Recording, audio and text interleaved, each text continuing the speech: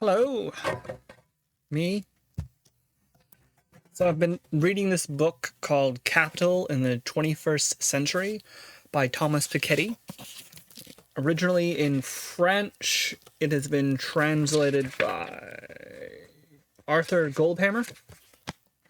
And it's basically an economic study of the growth of capital in the 21st century.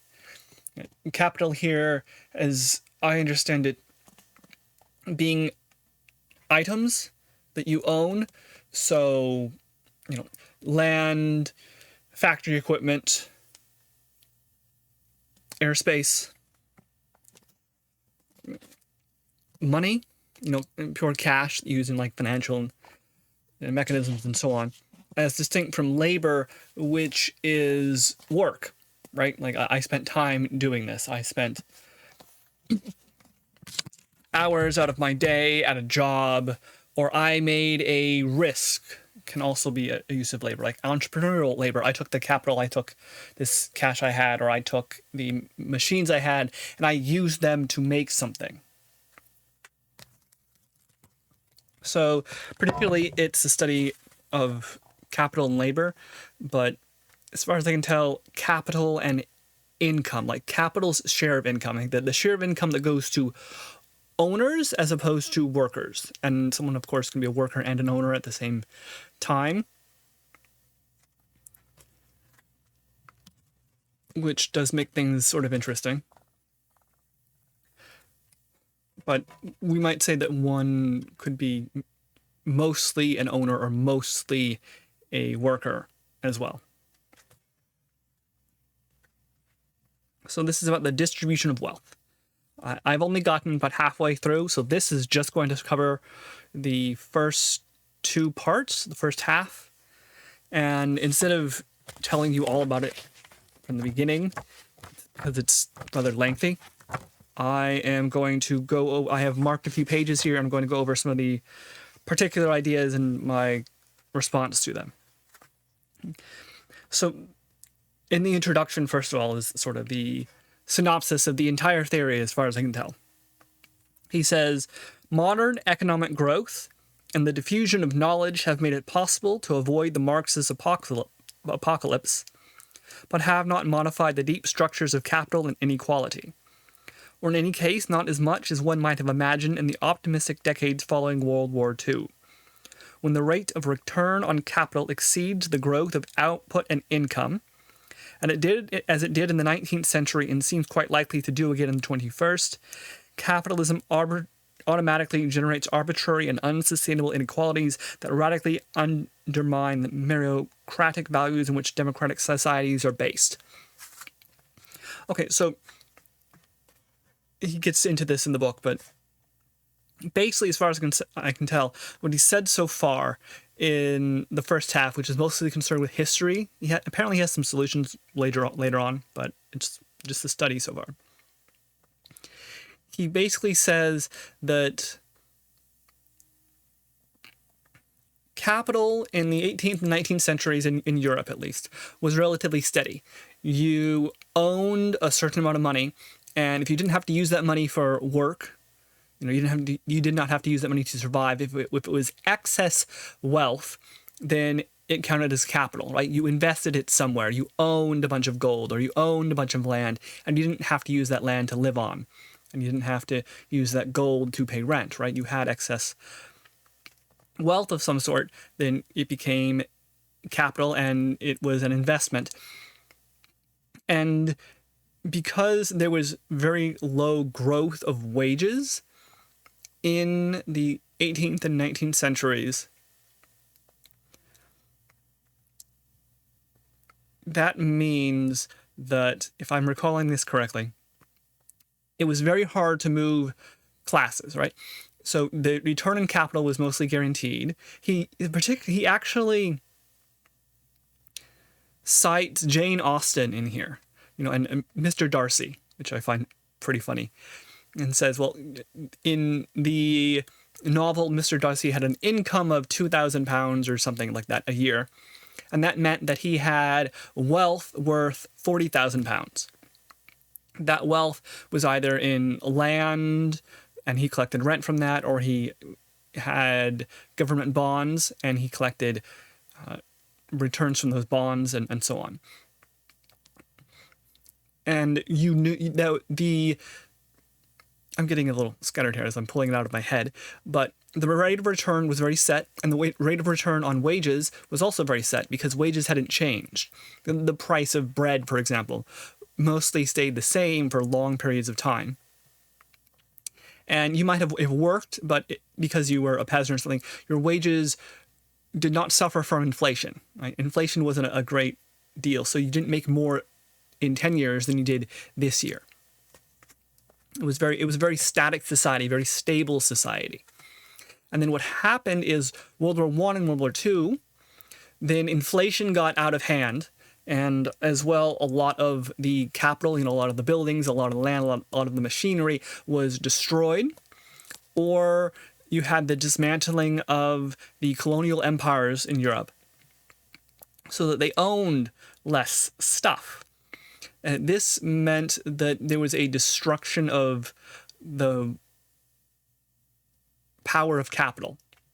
Because you have if your capital comes from government bonds, your capital comes from land, then inflation goes up like crazy, and you have expected 5% returns every year for the past 100 years, but now inflation isn't 0.07% every year, it's 5% or 10% or 15% or 20%. Then all of a sudden you're losing money just by having capital. So the only way to get a return on that is through either moving the capital around, turning your land into cash and putting that cash into some sort of work that made better returns, or it was by engaging in labor and having a business. You couldn't just own something now. You had to be an active participant in some sort of business, because more of the production of wealth and money was going to labor.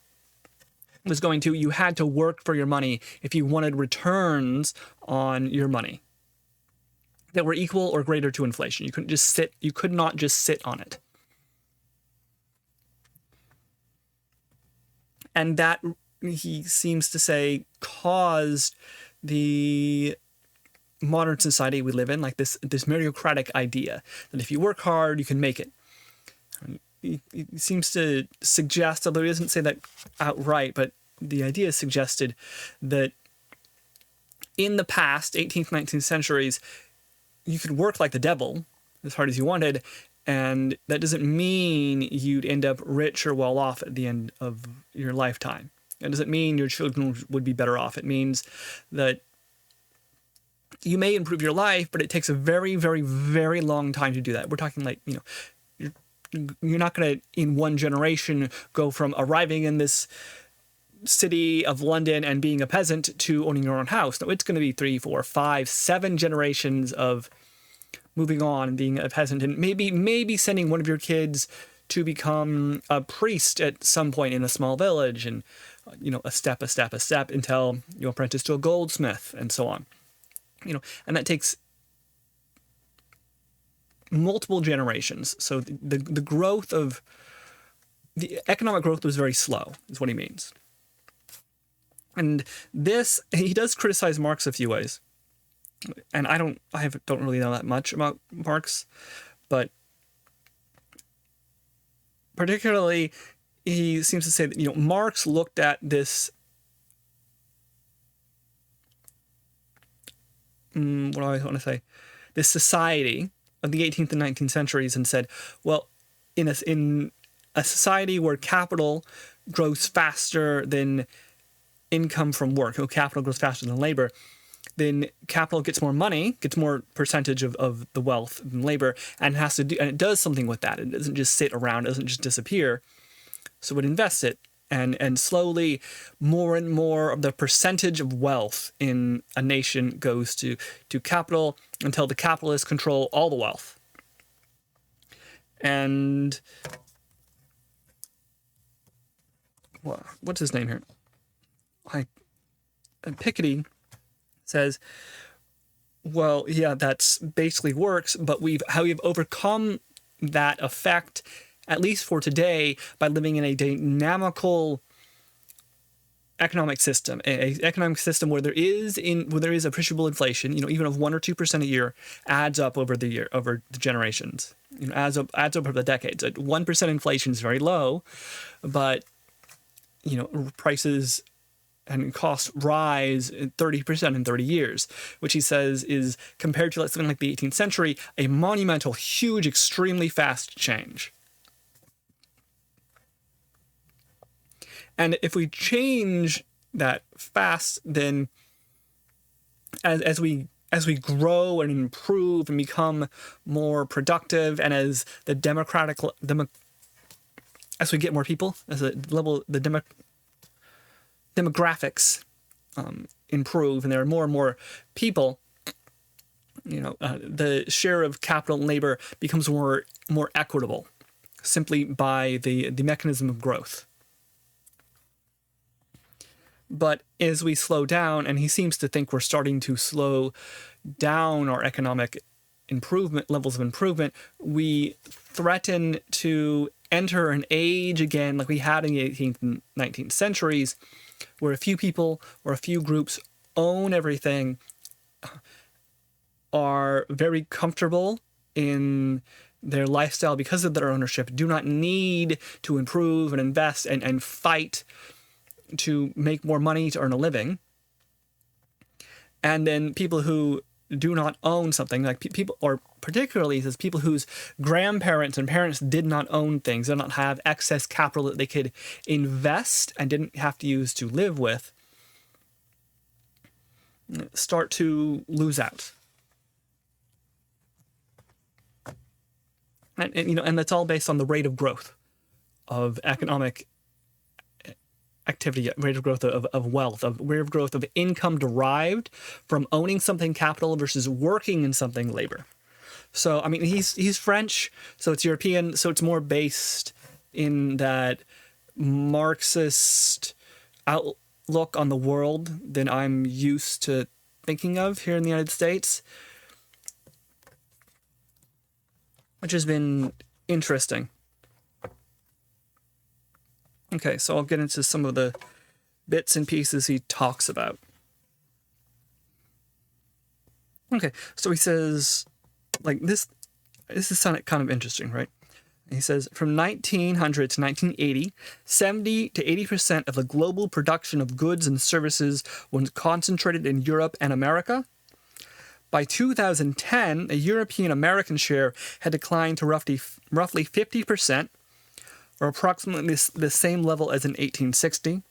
In all probability, it will continue to fall and may go as low as 20 to 30% at some point in the 21st century. This was the level maintained up to the turn of the 19th century and would be consistent with a European-American share of the world's population. Okay, so basically, Europe, one of the reasons Europe got rich is because it mechanized first. It was involved in production. The value added to goods was higher in Europe than elsewhere on the planet. Right? You mined some sort of iron or metal in Africa or South America or Asia. It was sent to Europe. Europe took those raw materials and worked with them to construct things like boats and bridges and guns and computers even. And then sold those back to either the Europeans or the people they had taken all the raw resources from. So this is the way that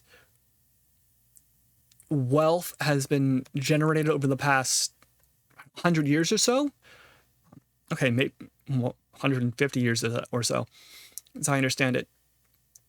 Today, the modern examples are places like China, of course, but also Vietnam, South Korea, Japan, where they started mechanizing it and creating production facilities and were able to add on and to climb up the value chain, as it's called, as I understand it's called at least.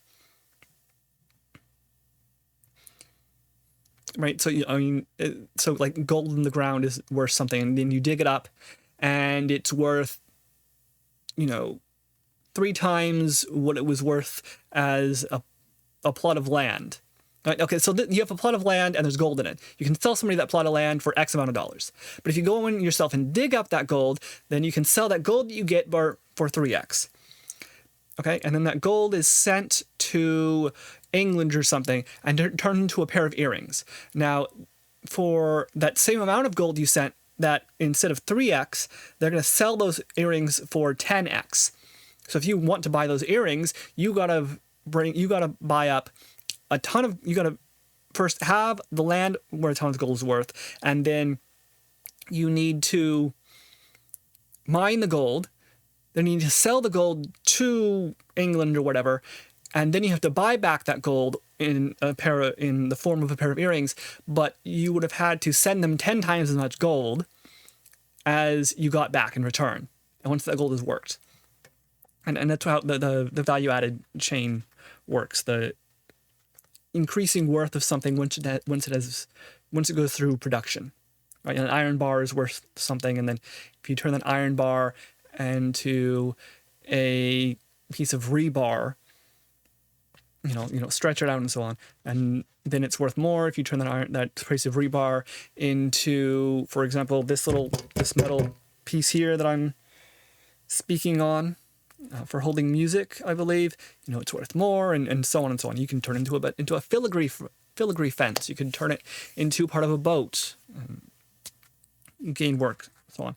Now, as production, it's interesting here, right? He's basically saying that production is starting to spread out comparatively. One of the reasons that the United States of America did so well in the 50s and 60s is all of Europe's production was blown up, destroyed. So we didn't have a lot of competition as far as production. So, we say that the United States share of production has been falling, and that's no surprise because, as he notices here, the fact that the United States of America, for example, had an extremely high percentage of the production in the world was a historical oddity. That what we should expect is production for certain areas to roughly correspond to population. So there tends to be a lot of population in Asia, so we shouldn't be surprised that production facilities are moving over to Asia, for example.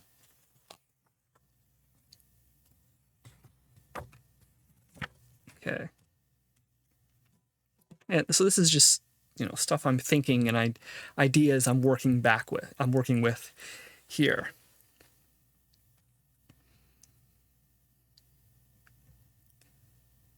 Okay, so here he's talking about annual growth, the annual growth of annual economic growth, and saying 1% growth actually means a lot when looked at over a longer period of time. But also what I find interesting here is he talks about, according to the best available estimates, global output grew at an average annual rate of 1.6% between 1700 and 2012, 0.8% of which reflects population growth, where another 0.8% came from growth in output per head.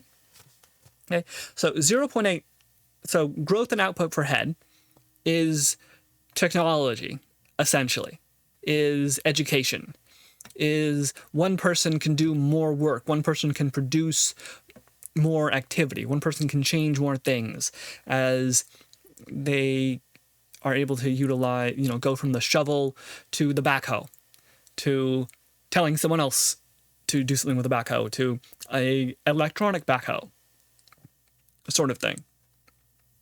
But the other half of that annual growth in economic output is due to population growth, he says, which is sort of one of the major pieces of the book so far. Basically, he says that part of the reason that the world has been getting better, in the sense that capital is less important than labor, in the sense that working hard gets you a better life than just owning something, is, he says, due to population growth, because there's more and more people out there. Admittedly, I'm not entirely clear on the mechanism whereby that works, but it does make sense in that, if there's more people to work for, if you have more people being grown, then what is owned already is spread out more. So if people want a certain quality of life, better quality of life, they're starting from a lower place. If all your energy is spent growing food, trying to live because you're a peasant on a farm somewhere, you're not going to be buying fancy gold earrings. That makes sense. So if you want to sell fancy gold earrings, your only source of customers is those who are already rich, right? And those who are already rich are not expanding very fast because there's no inflation, there's no pressure on them to improve their lives. Whereas for the peasant has a huge amount of pressure on him to improve his life, especially if they've got children, 3, 4, 5 children. One child will inherit the farm. 7 kids are like, well, I got to get out of here and make something of my life because I can't survive in this tiny little farm. So you go to the city, and now you're in the city, and now you have population growth. So you have both more workers, and as labor is cheaper, but also there are more customers. So we enter a state where there are jobs for people because there are other people with other jobs buying things, right? And now I have a job, so I want to improve my life, so I'm going to start getting a blanket, a bed, maybe a house, maybe a TV, maybe a computer. I'm going to buy books and so on. And as I buy books, I increase my productivity, I increase my level of knowledge, I'm able to get a better job, and so on and so on. And population growth is an important part of this just as much as technology is, right? So when he comes out with a quicker way of making a book that is of no use whatsoever if the number of people who can buy books stays the same. If I can make a book twice as fast, but I've already reached the limit of the demand for books, then my ability to do those books faster doesn't help me very much. It might help me against like a competitor, but we end up fighting over a very small pie. But if the pie is growing, if the number of people who can purchase books grows, then both me and my competitor can grow at the same time. So growth feeds growth, feeds growth, feeds growth. As long as the population continues growing, or the working population continues growing. But if the working population starts to shrink, then part of that increase in economic output also shrinks. So as the world population starts to plateau and then shrink again, or as it's already doing in the richer countries, like Japan, South Korea, England, United States, and so on, we should see, he seems to say, our economy slowing down because of that. Of course, there's a very easy answer to that, which is immigration. If we don't have enough young people working, then we take young people from the rest of the planet and bring them here to work. Then we're golden.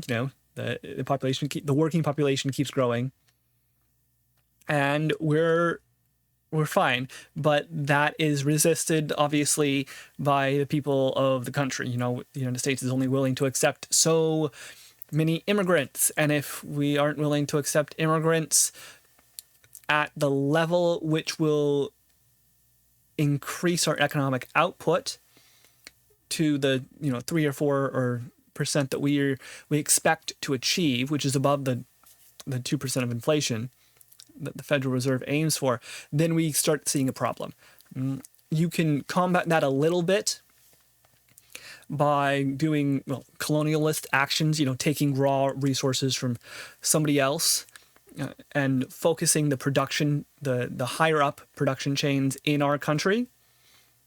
And again, that only lasts for so long because eventually the other countries will, well, I can just make my own items here, right? If the other, if the country you're taking raw resources from starts to become richer itself, then it starts being able to invest in itself. And over time, you should naturally see the levels of production, which are, centered in certain geographic areas, China, Europe, North America, start to spread out, and places like Africa and South America and Eastern Europe and Middle East start making their own items as they, chase wealth in their own land, and because they're closer and so on. Closer to the resources, they should theoretically be able to do it for cheaper. Of course, that relies a lot on political stability, ease of transportation, so on. So it gets pretty complicated. But basically, technology only goes so far, and population growth only goes so far in increasing economic growth. We need to have both of those in order to achieve what we've had over the last 60 years or so, since the 50s.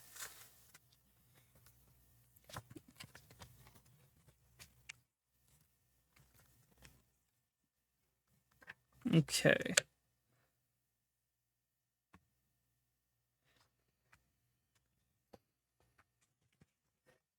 All right, so here he's talking about debt. And this is page 130 or so, the differences between Britain and France and how they dealt with running a deficit. So I found this one bit here sort of interesting. Let me see. Okay, so 2 bits. First, there's no doubt that Britain's high level of public debt enhanced the influence of private wealth in British society. Britons who had the necessary means lent what the state demanded without appreciably reducing private investment. The very substantial increase in public debt in the period 1770 to 1810 was financed largely by a corresponding increase in private saving. So that national capital remained stable overall, around 7 years of national income throughout the period, whereas private wealth rose to not more than 8 years of national income in the 1810s, as net public capital fell into increasingly negative territory. So basically, he's saying the British ran a deficit government. They needed to borrow money, and they borrowed that money from rich British capitalists, okay, or rich British nobles. And then these nobles lived off of government debt. I found something quite interesting. I marked it, but I haven't found it yet. But he basically said that another way of looking at a government bond, which is a government-issued debt, is as a call, or is as a claim on the taxpayer. So if I'm a rich capitalist and I buy a government bond, that is, I lend money to the government of the United States, then what I'm saying is that the taxes of the people in the United States are going to be used to pay me back that debt, and that debt is going to be paid at 3, 4, 5%, something like that. So now what has happened is I'm a rich guy or gal, and I am relying, of course, upon the fact that the government will pay its debts. But if it does, I am basically raising taxes as a private citizen. I am raising taxes on other private citizens of the United States, right? Now, this raising is done through a mechanism whereby the government votes and decides to do this, and then the government's voted in by the people whose taxes are being raised. But it's an interesting way of understanding government debt, right? It's been an issue in the United States for a long time. Basically I've gone my entire life hearing about, the United States is in debt and we're running a deficit in the government, in the federal government. We can't sustain this. One day it's not going to work. One day we're going to have to pay all that money back. We're going to have to raise taxes to pay for it. The people today who are benefiting from it are taking away from the people of tomorrow who have to pay that tax, who have to pay the interest on that debt. And of course, what can eventually happen is the government is basically controlled by the people whose the government is monetarily controlled by the group who holds its debt. And if that group who holds its debt is a foreign government, you're in trouble, because then you're just basically paying tax to someone else, to another government who owns you now. And if it's to itself, which is an interesting bit I know can happen, that make it a bit more complicated. I think you can theoretically just print more money, but that raises inflation, causing problems. Or it can be debt that goes to private citizens. But, part of the taxes I pay today are actually going to someone else who already had a bunch of money and was able to, invest that money in the government in the United States. And that's a call on our taxes, because our taxes are eventually used to pay the government debt. Right? So my taxes are being used to pay someone else. That's also goes back to the idea of the book, that capital grows over time. And if the increase on capital is faster than the increase, if the return on capital is greater than the return on work, on labor, then you start having problems. Because if I'm rich and I'm taking money, then I'm not working, and the people who are working are paying taxes, which are then used to pay someone who is not working, thereby meaning that production is lowered comparatively, because that person, the rich person who had the spare money to buy a government bond, is basically investing money in the government instead of in a business, right? So then you have sort of the old dichotomy of problems, right? If the government is more efficient at generating wealth than a private business, then that's a good investment. But I hesitate for myself to agree with that, because, what is the purpose of a government? It is not to make wealth. It is not to make money so that it can pay its debts. The purpose of government is to govern, to make life better for the people who live in it. Now, ideally, what should happen is the government uses the money it borrows to make life better for the people in the system or who live in the country, and this also happens to increase economic output, which raises taxes, which means that the government is actually borrowing money at a negative interest rate, right? Because they would be giving 5% on this debt, but intaking 6% in taxes every year on the money they spent. And as long as that continues working, we're fine. But that only continues working in certain cases. And those cases are interesting, right? Because, well, first of all, you would need a continuously growing economy, because government debt just doesn't just go away. There are 5, 10, 30-year, 100-year bonds you're buying. So you're always paying that debt. Which means that if demographic levels go down, or if you suffer in a war, or if inflation gets really high, you start having problems running your economy.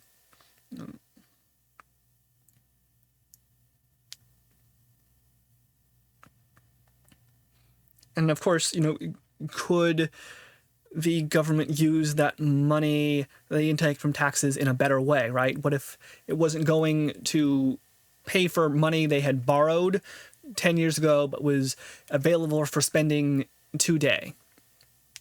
Is another question, right? You only borrow money if you think you can make a better use of it. Okay, sorry. If you have money and you're lending it to somebody in order to make money, then the presumption is that they, the other person, can make better use of that money than you can, right? That the government can increase the worth, the economic output of that amount of capital you have, that amount of cash, at a faster rate than you could by doing it yourself. But if the government wants to sell bonds, then those bonds need to be somewhat competitive with normal commercial investments. Some of that competition is reached by being safer, theoretically, so that a government bond should be less than a private, a government bond should pay less interest than a private investment should pay interest, because it's less risky because you're investing in the government.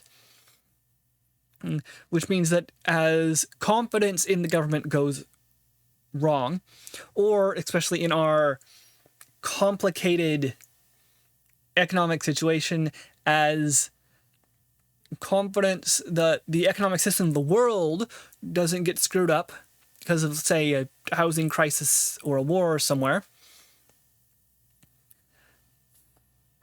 then government bonds should just stay low. But if they go very high, as faith in government responsibility is reduced, and as worry about the volatility of the world situation, the world economic market is reduced, bonds become more and more competitive with private industry, right? Because now the world is riskier. Yeah, because what's your return, or not what's your return, but like what's the collateral, right? If I loan money to company XYZ, then I can eventually say, well, I'm going to call in the loan, I'm going to call in the bond here. I don't know, bonds and loans are probably different in this case. I might want to study up on that. But the principle is the same, loaning money at interest. Then I'm going to say, I'm going to call in my debt, my loan, and then because the company owns things like IPs, like intellectual property, and factories, and business secrets or skills and software and buildings, then I'm able to own some of that building, right? I'm able to say, you need to pay me, and if you can't pay me, give me some of your stuff. But in the government case, what do? Like, you can't say, hey, government, I'm going to call in that debt loan I gave you, give me some of your stuff. And you can pressure the government to do so, but if the government is running a very high deficit, and they probably can't do that because they're probably borrowing a lot more money than they have. I know this has happened in the last couple of decades in Britain as well as in the United States, that the assets of the government are less than their debts. That is, that the government sold everything it had, every office building, every tank, every piece of information pulled out from the census, every right on an oil field, then it still would not be able to pay back all that it owed. It is not a good spot to be in, right? Because then if the government can't intake money through taxes to pay its debts, then it only has two options, which is print more money, that is increase the supply of money, which is increase inflation, which can cause problems, raising prices for everybody. And also, if you increase inflation, you're increasing the bonds borrowing costs, so you have to pay more to borrow more money, and you're already in the hole from the first place, so you may as well just print a whole bunch of money and start over from zero. But that means that your money's worthless, which also means that, hey, now a loaf of bread, instead of costing $3, cost me $300,000, which is problematic. Yeah, these are just, ideas off of this. Okay. Oh, this is also sort of interesting. He says, make no mistake, the low capital/income ratio in America reflected a fundamental difference in the structure of social inequalities compared with Europe. The fact that total wealth amounted to barely 3 years of national income in the United States, compared with more than 7 in Europe, signified in a very concrete way that the influence of landlords and accumulated wealth was less important in the New World. With a few years of work, the new arrivals were able to close the initial gap between themselves and their wealthier predecessors, or at any rate, it was possible to close the wealth gap more rapidly than in Europe. In 1840, Tocqueville noted quite accurately that the number of large fortunes in the United States is quite small and capital is still scarce.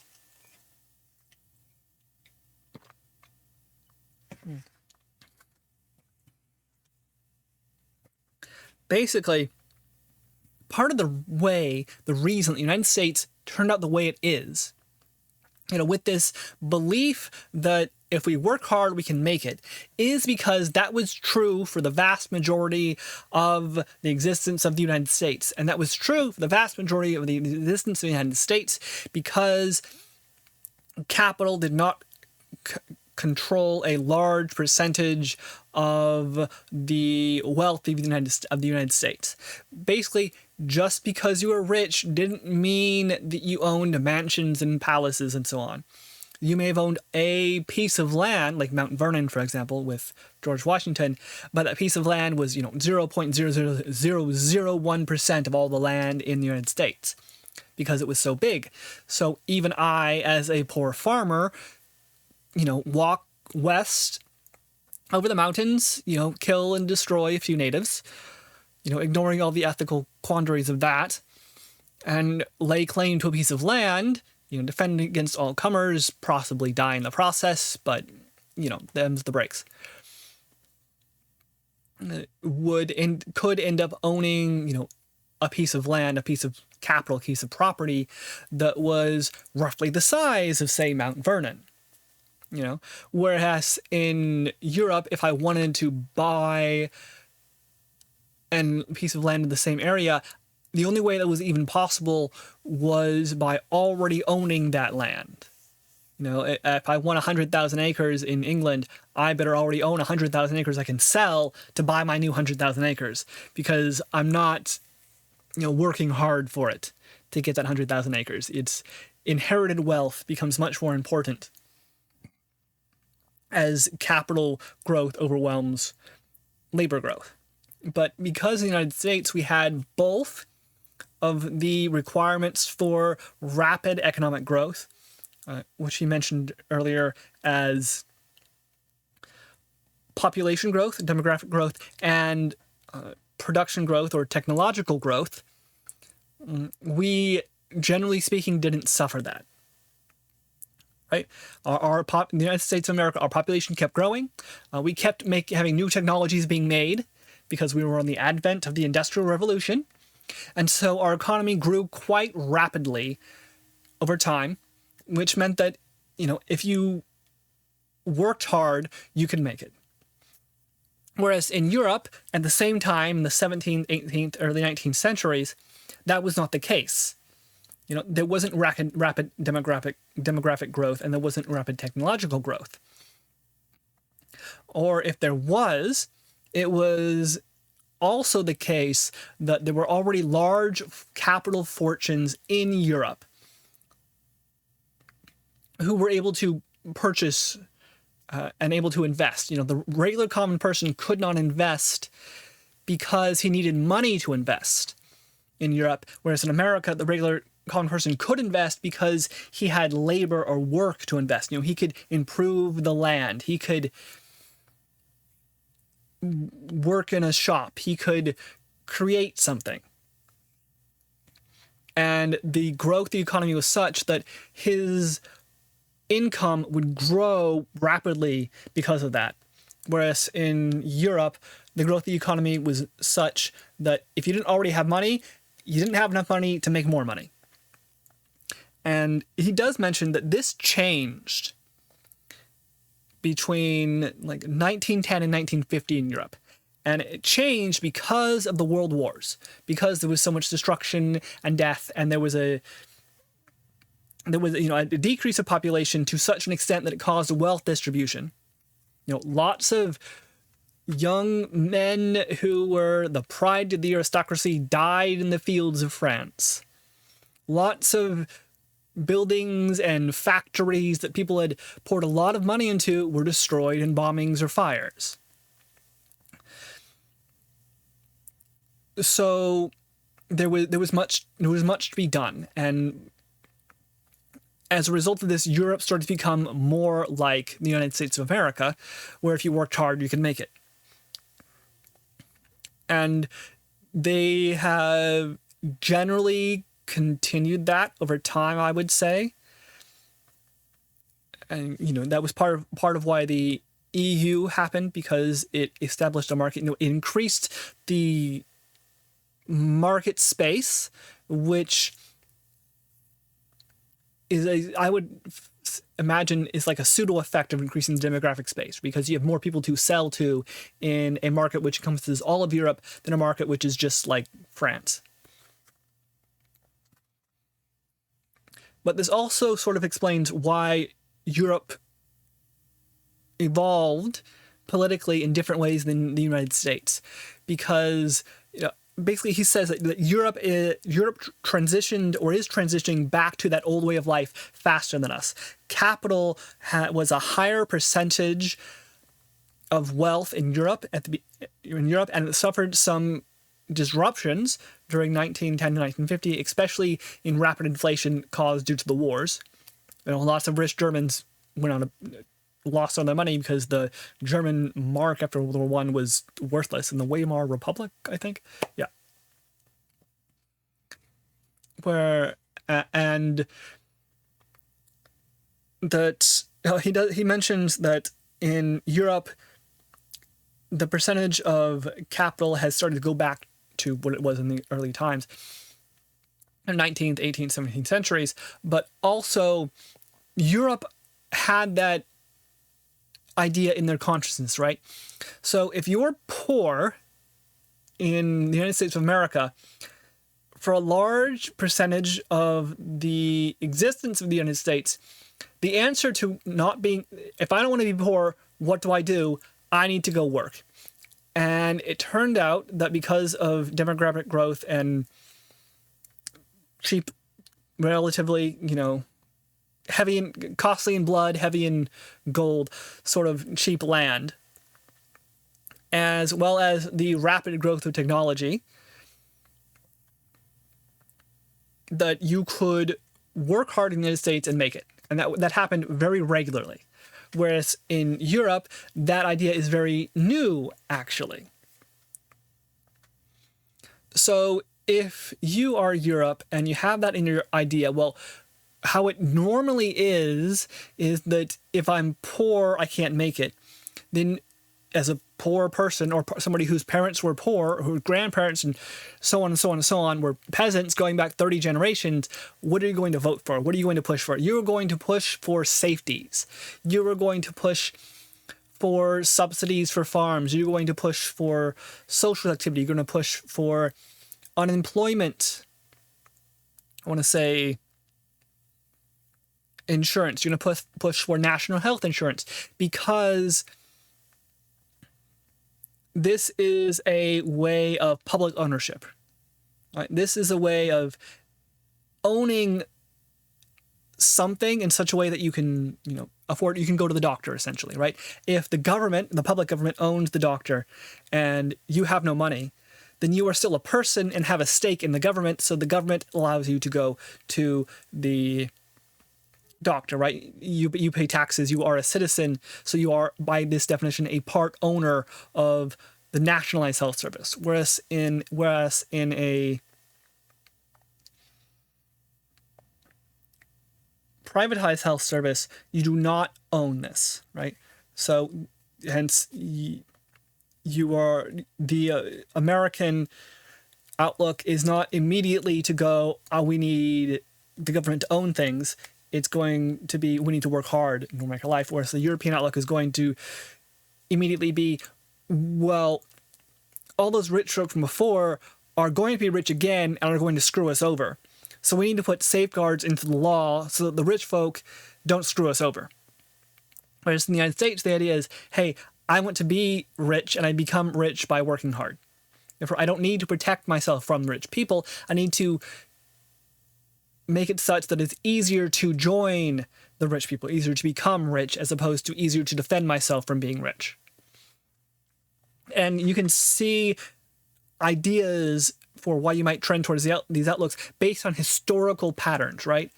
If you have been peasants for 30 generations and you know you've been peasants for 30 generations, then if you have any sense of history, you're going to go, okay, maybe the economy is booming right now. Maybe the economy is expanding at 4%. Maybe the world is getting better, but in 100 years from now or in 50 years from now, or who knows, and maybe the world is going to have another economic downturn and all my money is going to be worthless and all my investments are going to be worthless.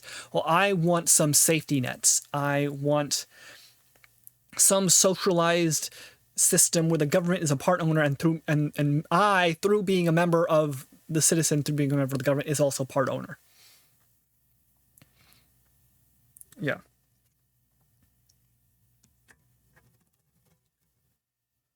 We should also, in that case, theoretically see slower economic growth in Europe if we ascribe to the fact, or if we ascribe to the idea that government is less efficient than private capital at increasing economic output. But of course, if I live in a world where it's very hard to become rich, I'm rather okay with that. I'm rather happy about that. If I live in a world where it's very easy to become rich, then I might resent the fact that I'm passing laws which are making it harder for me to become rich. It depends on what type of world you live in. What do you think is going to happen in the future?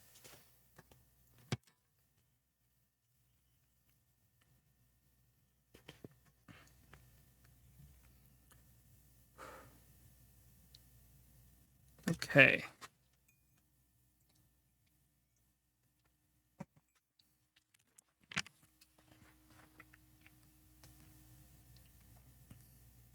Oh, this is just... He says, in other words, countries with similar growth rates of income per capita can end up with very different capital/income ratios simply because their demographic growth rates are not the same. And able to explain why the capital income ratio seems now to be returning to very high levels. Okay, so basically,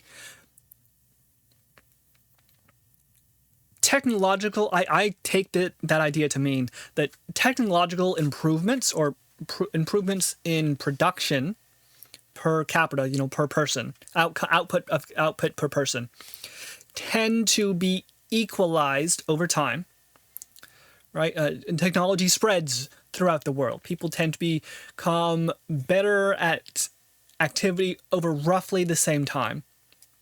Demographic growth rates start to take on a greater effect. He talks a lot more about this and has much more proof and much more ideas and so on. But that's sort of what I get at here.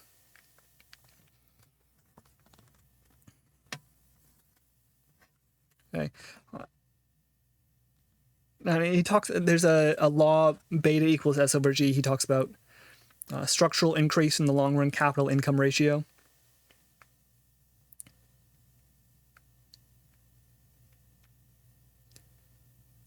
But basically what tends to happen is what we see in the rich world today. You become more socialized. You demand the government do more things. You demand the government do more activities. And you also demand, because you want to become rich. You also demand that the government not tax you very heavily, which means the government runs at a deficit. If the government runs at a deficit, then it must borrow money from somebody. If it borrows money from somebody, then what happens is you have this transfer of public wealth into private hands. You pay taxes to private citizens, and when you think you're paying taxes to the government. For example, and demographic growth is reduced. You don't have people with 7 kids as much. Your rate of population growth tends to slow down. As the rate of immigration needed to keep up the economic output increases, eventually that immigration level causes political problems at home. So you have a reaction against immigration, which further decreases economic output, which further decreases how well the government can respond to shocks and disturbances, which means that you have 2 choices. Either, well, okay, you have 3 choices. One is you can suggest the government does less. The government spends less money. 2, you can raise taxes, but raising taxes also squashes input, squashes growth, economic growth. Or 3, you can borrow money. And you can borrow money, and this works for a while, until eventually you can't borrow any more money and you run into problems. But that is an issue for future generations like me, and not for the generations who borrowed a bunch of money like the ones before me. I mean, that's how it always seems to work, right? Because as a millennial, that's the idea impinged into my mind, right? The U.S. government debt is already so high that it doesn't seem like it can go much higher. And if it does go higher, I'm just going to be paying more taxes to pay off a debt that benefited other people more than me. And that's a debate all by itself, of course. But what he's talking about here in page 173 is basically that there are multiple effects that result in this sort of growth in return of capital over growth in return of work, of labor over time. It's partially structural. If you have money and that money is kept safe over time, then it tends to grow. As you have inflation, capital ends up sort of fighting with labor, right? You have to put your capital to use, and therefore any respectable capitalist in a society with relatively high inflation, or the threat of high inflation, becomes by definition a worker because they have to put their capital to use in order to make that capital overcome inflation, which means that the return on capital becomes sort of masked. He talks about this, that in the time of Jane Austen, return on capital was assumed to be 5%. And if you worked at it, right, if you had a business in the West Indies, for example, it was 6 or 7%. But the difference between 5 and 6 to 7% was more likely input of labor, not pure capital. So capital, it seems to me, sort of becomes labor in an inflationary society. Which means that labor has pressure put on it to interact with capital, which means that you should theoretically see those who are best at the labor of putting capital to use, the labor of making good investments, gain more and more money over time, because they're gaining money not just from capital, but also from their labor. Yeah. It's interesting.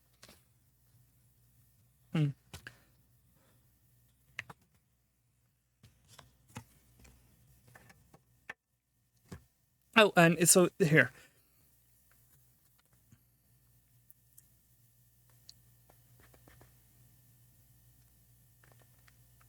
I begin with privatization. As noted, the proportion of public capital in national capital has dropped sharply in recent decades, especially in France and Germany, where net public wealth represented as much as a quarter or even a third of total national wealth in the period 1950 to 1970, whereas today it represents just a few percent. This evolution reflects a quite general phenomenon that has affected all 8 leading nations, developed economies, a gradual decrease in the ratio of public capital to national income in the period 1970 to 2010, accompanied by an increase in the ratio of private capital to national income. In other words, the revival of private wealth is partly due to the privatization of national wealth. So he's saying, capital is growing. The ratio, the importance of capital, the importance of inherited wealth, the importance of how rich you were 10 years ago versus how hard you worked for 10 years is increasing, not just because of, the way that capital has been put to work, but also because of government debt. Government is transferring public assets to private hands. What is it? Margaret Thatcher, I think, was famous for this. Like selling the rail service or something. In England, I'm not English, so I've only heard of this like third hand, fourth hand.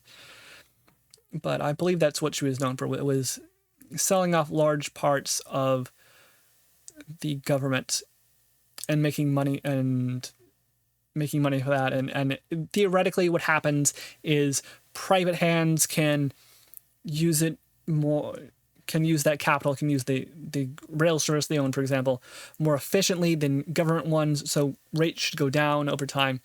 But you also have the corresponding reaction where, hey, I own a railroad, and I want to make my money back, and I want to make as much money back as possible. So, hey, you have that problem where you say, instead of going for the lowest prices needed, I'm going to go for the highest prices needed. And maybe that causes instability. Maybe that means that you don't invest or repair as much. And so you have problems there. So you end up needing either a capitalist who has a very long-term view of wealth, as well as a need to make a living, a modest income instead of the greatest income possible. And you're also going to need government inspections to ensure the safety. Either that, or you need a robust legal system where if someone is harmed by an action of the people who own the railroads, they didn't maintain something, then they can sue them, and that the threat of that action is so great that it decreases prices. But then that also leads to the problem that if you're decreasing prices for the railroad owner, the prices they can charge the railroad owners, then that means they have less money to invest, which means that theoretically, it's all about, are you sitting on capital or are you making capital being put to use? And as capital is put to use, is it concentrated into fewer and fewer hands, or is it spread out? And he's basically saying that what has happened is that capital over the past 40 years has become concentrated in fewer and fewer hands, and this is partially due to government debt and government selling of public assets. And of course, government lowering taxes. Okay.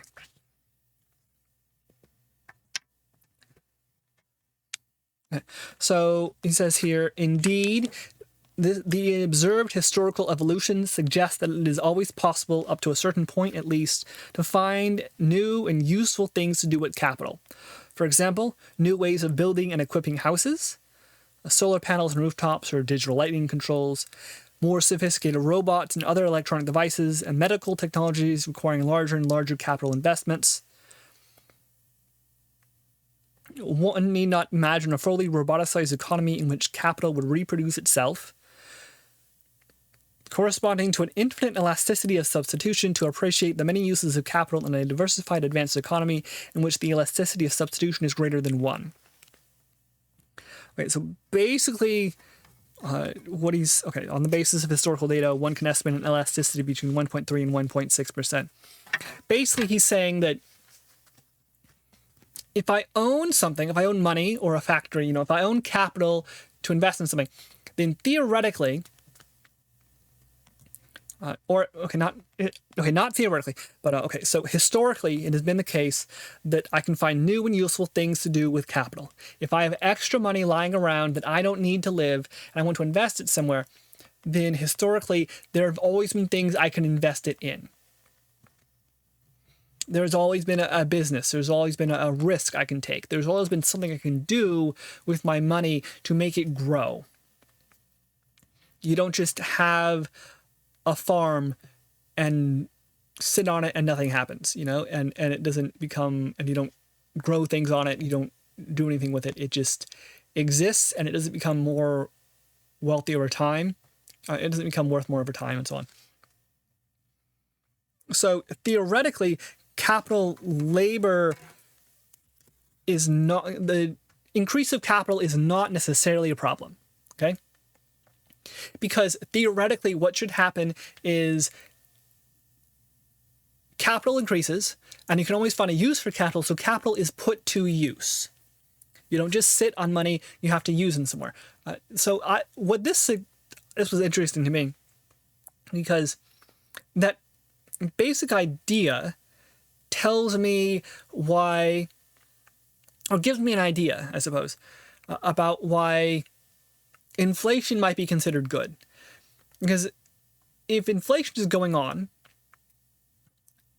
and the rate of return on capital is also pushed by this, then that should mean that the rate of return on capital needs to be higher than the rate of inflation for it to be worthwhile to invest in capital. An investment of any sort needs to be higher than inflation.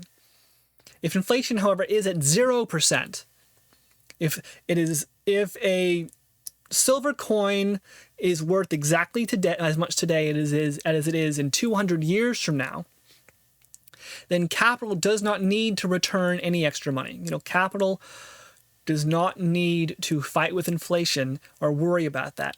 So there is no pressure on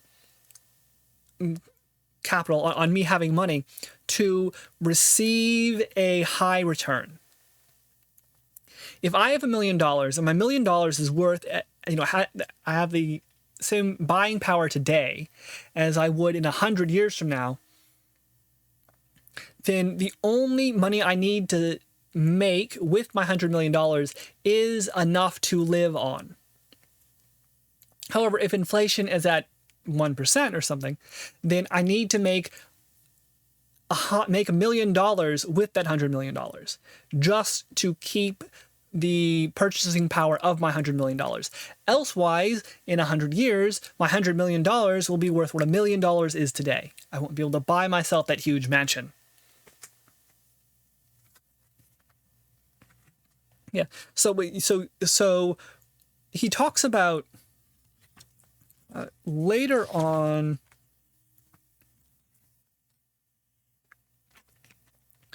He specifically says that he basically says that Marx saw this as a problem. And that this is the problem that Marx points out, because it's the world that Marx lived in, a place with very low inflation, where capital had a return, which means that capital, inherited wealth, slowly owns more and more and more and more and more of the wealth of the nation, or the wealth of the planet, as opposed to labor. Now, if capital doesn't have a return, if there's nowhere to invest your money, that isn't a problem. If capital has a negative return, right, then that's a different problem. You have to work. You can't just own something. You have to work for a living if capital has a negative return over a long enough time period. Economic growth can also reverse this. We talked about that before. Driven by increases in technology and demographic growth. Okay, so basically he says that that problem arises in a static society. In a society without inflation, and a society without economic growth, in a society where the population isn't growing up, where technology isn't improving, then you end up with a sort of world where inherited wealth becomes much, much, much more important than created wealth. Right? If I'm getting a 1% return on inherited wealth over the period of 100 years, I'm making bank. If I'm making 1% return on working wealth, then that becomes less important because I'm working for $10,000 a year. I'm getting 1% return on that. So I'm making, what would that be? It should. Okay. God. 1% of 10,000. I should know this off the top of my head. $100 a year. Yeah, I'm making $100 a year. If I have $10 million and I'm making 1% on that, I am making $10,000 a year. Yeah, and I'm making $10,000 a year. So by having inherited wealth, I'm making 100 times in a year what you do by working for that year. So 100 years from now, the wealth of that person has invested labor and gotten a 1% return on it is much, much, much less than the wealth of the person who has invested their capital and gotten a 1% return on it. Because the person who started with the capital started with a much, much greater amount of money, and 1% of a million is a whole lot more than 1% of 10,000. You times that by 100 years and you're dwarfed if you're working for your money. And that happens in a society which is stagnant. You end up with, you end up with the proletariat and the bourgeois is what you end up with in a static society. So I haven't gotten to the second part yet, but what I imagine is the case is that what you want to do is have a non-static society. You want to have demographic growth and production growth, and if you, which means you want to invest in new technologies, do R&D, and you want to you want to increase your population, which means either have more kids or have more immigration. Okay, so you want that dynamic society, and that also means you want the return on capital to be somewhat lowered. Right, so you want to tax capital, is what I would say probably is going to happen. You could also theoretically solve this by a socialist regime where the government owns large amounts of capital, large amounts of wealth, and then benefits from that growth and sends that growth out to the people. But then you have the problem of, do you have a socialist government that is actually accountable to the people and not amenable to control by some small group of either ideologues or simply people who are in the know, or people who have personal relationships to those in power and so on. There's that danger of, if wealth is concentrated in the government or wealth is concentrated in the hands of a few rich nobles, they will not likely spread that wealth around. People they will take control of it. So you want is for wealth to be spread out. So you either want a socialist government which is open and accountable, which means no secrets, which means no opportunity for people to enrich themselves, which would mean, I think, no privacy as well, right? You may be president of the Socialist Republic of blah, blah, blah, but your finances are open and available to the public to review, right?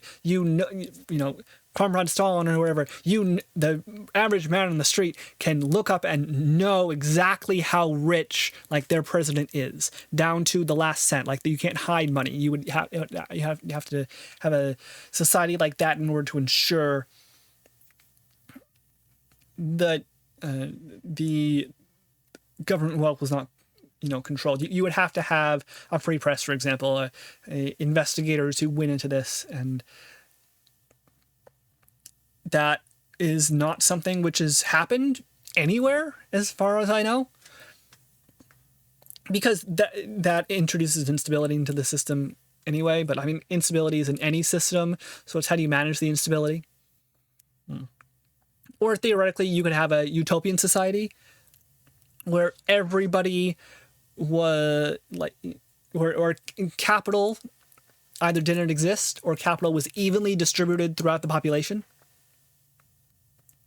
And then, so, if you had a replicator from Star Trek and you could just shovel dirt into it and get anything out, that would be the sort of society you would want to have. But as long as production is centered on certain areas, right? Like if we get 3D printers, for example, good enough that anyone can have one in a garage somewhere, and that they could use it to build, a house, or they could use it to print print structural beams, or they could use it to print a hot water heater out of metal powder or something. Then we might enter an era like that. But as long as, it takes high levels of technology and high levels of investment to create new things, we're not going to end up with a utopian society like that. Right? You have to have a giant pit mine, and you take that iron ore, then you crush it, then you boil it, then you strain it through acid, and you end up melting it and turning it into iron bars, which you then send to someone else who, takes those iron bars and casts them into another shape, who sends them to someone else, who then grinds them away at them to takes them to someone else, who then turns them into, I don't know, this metal piece here, who then takes it to someone else, who paints it, who then takes it to someone else, who ships it around the world. Like every person does something different, and it's very hard to balance those actions. But basically, until we have something like Star Trek replicators, and a utopian society isn't happening, is what I would argue. So that's out. Another option, of course, is to have a dynamic society, always shifting and changing, which would be something like you have it would be a colonial system, right? Where you would have one center of excellence, one center of wealth making, one center of technology improvement, and a large area around it, which essentially just acted to send people and items, raw materials to that center. Therefore, you would have a sort of artificial increase in demographic growth in that center all the time that was fed by a larger area which did not benefit from that directly. And that's probably sort of what we have today, I would say. Okay, so I'm only halfway through the book, and I'll stop here because I've been going on, and I'm definitely just blabbering ideas at this point. But at least it's interesting. It's kept me awake. And I'll continue next time on part 3 and 4, where he talks about capital in the world and then some of the solutions he has. All right.